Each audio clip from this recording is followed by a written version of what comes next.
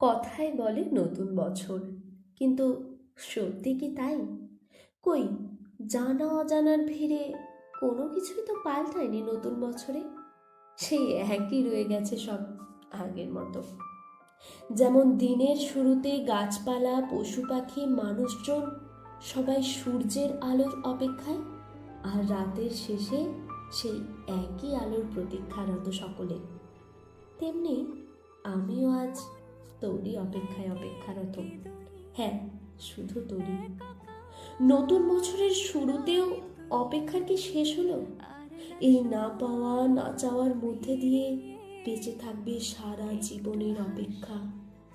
কারো নতুন জীবনের আশা, কারো ভালোবাসার, কারো স্বপ্ন, আবার কারো কত অজানা প্রশ্নের উত্তর। হয়তো সবই পাওয়া যাবে, হ্যাঁ, দীর্ঘ অপেক্ষার পর।